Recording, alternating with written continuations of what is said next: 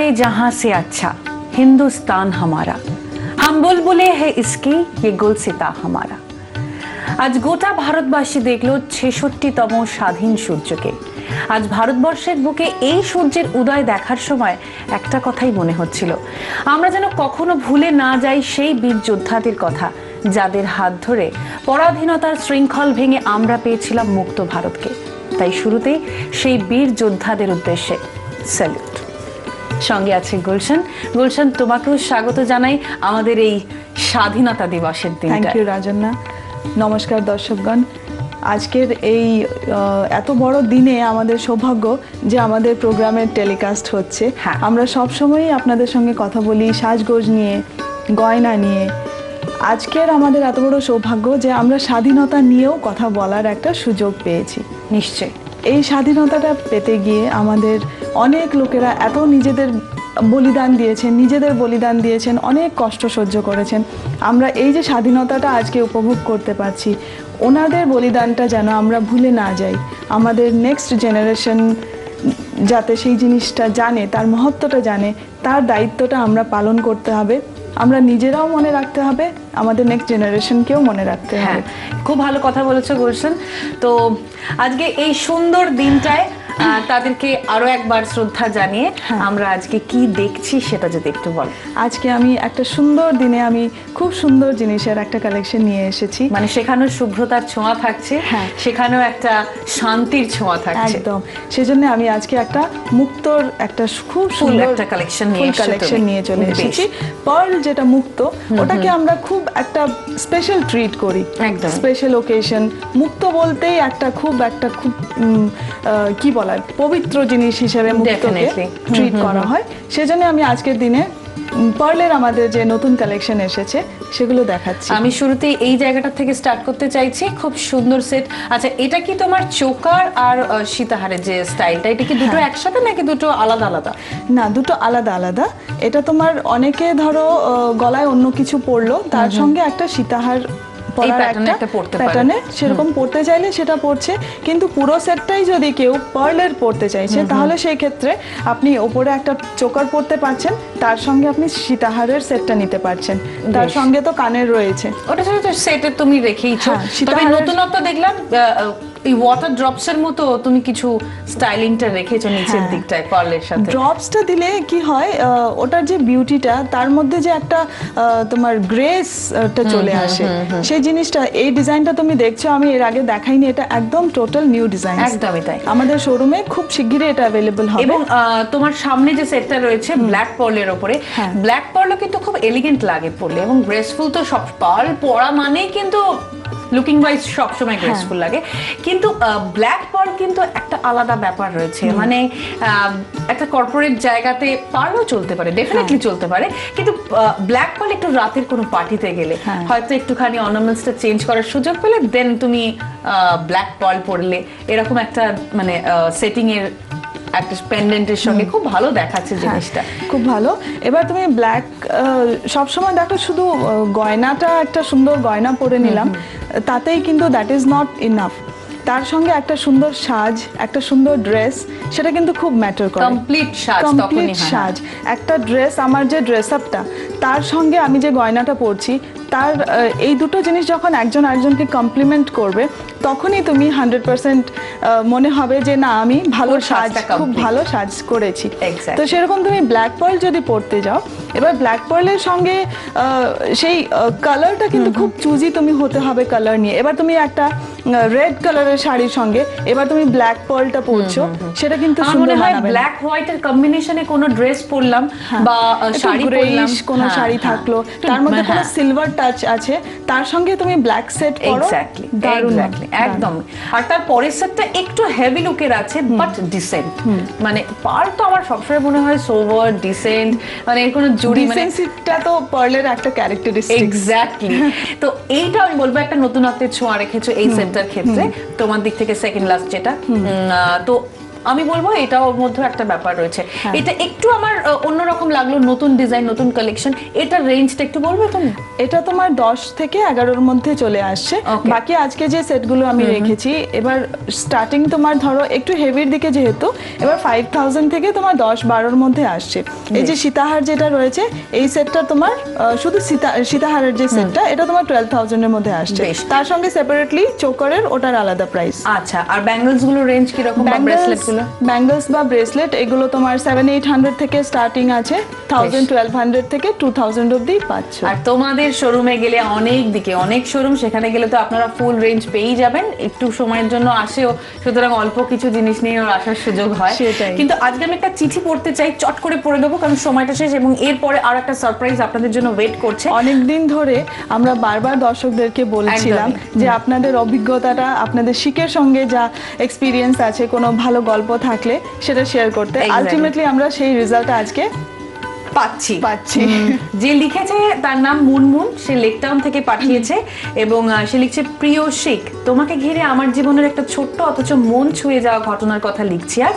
সময়টা ছিল বর্ষার মাঝামাঝি, বছর 4 আগের কথা। আমার অ্যানিভার্সারির দিন সকালে উঠেই আমি দেখি আমার শ্বশুর মশাই আমার হাতে তুলে দিলেন আমার অপরিচিত শিক ফ্যাশনের একটি বক্স। মুহূর্তে ভেতরে জুয়েলারি মন কেড়ে নিল আমার। সেই থেকে শিক বড় আপনার, বড় কাছের হয়ে গিয়েছে। আমার শ্বশুর মশাই সেদিন শিকের সাথে ইন্ট্রোডিউস না করালে হয়তো শিক অপরিচিতির আড়ালি থেকে যেত আমার কাছে। এরপর শিকের গয়না অনেক কিনেছি বারংবার, তবু প্রথম দিনের শ্বশুর মশাইয়ের হাতে সেই শিকের জুয়েলারি বক্সের স্মৃতি জল করে আজও মনের মণিকোঠায়। Thank you so much Munmun. ও আমাদের এই চিঠিটা পাঠালো লেকটাউন থেকে, এবং তোমার এই আনন্দের কথা, একটা স্মৃতির কথা আমরা সবার সঙ্গে শেয়ার করলাম।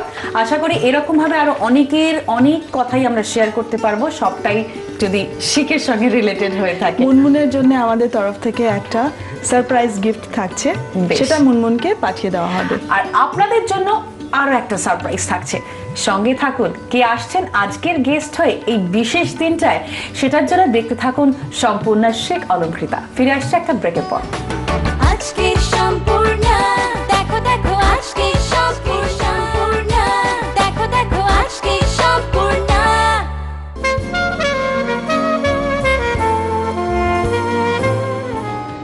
বিরতিতে যাওয়ার আগে আপনাদের বলেছিলাম যে আপনাদের জন্য থাকছে একটা সারপ্রাইজ।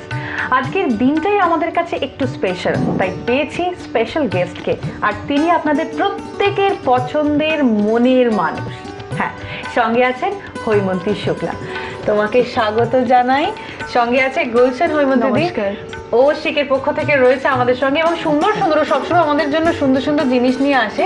তবে সাজগোজের সঙ্গে তোমাকে একটু অন্যভাবে না রিলেট করি আমরা, মানে সবসময় তোমার চেহারাটার মধ্যে এমন একটা শান্ত ব্যাপার। হ্যাঁ, পার্লের সাথে বড় কাপ খেয়ে যাকে দেখো আলোচনা করছে আজকে পার্ল নিয়ে, সে জায়গায় দিদিকে পেয়েছি। সত্যি উনি যে সামনে বসে আছেন, দিদি আপনি আমার সামনে বসে আছেন না, এত ভালো লাগছে। মানে ওনার পার্সোনালিটি থেকে এত সুন্দর একটা পিস, একটা মানে দেখেই মনে হচ্ছে মানে মনটা জড়িয়ে যায়। আর তোমাকে সবসময় আমরা দেখেছি ট্র্যাডিশনাল সাজতে, অলওয়েজ এই সাজটা মানে একদম একটা দিদি ট্রেডমার্ক, মানে এটা মানে দিদি। উনি টিপ পরেন সব সময়, গয়না তো পরেনি। হ্যাঁ, তো তোমার পার্ল কেমন লাগে বলো? খুব ভালো লাগে। সব সময় হয়তো পরা হয় না, কেননা এগুলো এমনই একটা গয়না, ঠিক শাড়ির সঙ্গে ম্যাচিং না হলে এর সৌন্দর্যটা পাওয়া যায় না। তবে আমি খুব ভালোবাসি, মাঝে মধ্যে যখনই ওই একদম সাদা শাড়ি টাড়ির সঙ্গে খুব ভালো যায়, খুব পছন্দ করি আমি। এখানে যে কালেকশনগুলো দেখছো কেমন লাগছে? খুব মানে একটাকেও বলতে পারবো না যে এটা খুব একটা ভালো। গুলশান তুমি কি বলবে? কথাই খুব সুন্দর রে। থ্যাংক ইউ দিদি। এই যে এখন আপনি একটা কথা বললেন যে শাড়ির সঙ্গে পার্লটা, সাধারণত আমরা সেটাই ভাবি যে পার্ল মানে হয়তো একটু বয়স্ক, একটু বয়স হলে, মিডল এজেড হলে তারপর শাড়ির সঙ্গে পরবো। কিন্তু আজকালকার যে ট্রেন্ড, সেই হিসেবে আমরা সবকটা জিনিসকেই যে এখনকার ট্রেন্ডের হিসেবে, জেনারেশনের হিসেবে কিভাবে প্রেজেন্ট করা যায়, সেই চেষ্টাটা আমরা সবসময় করি। এখন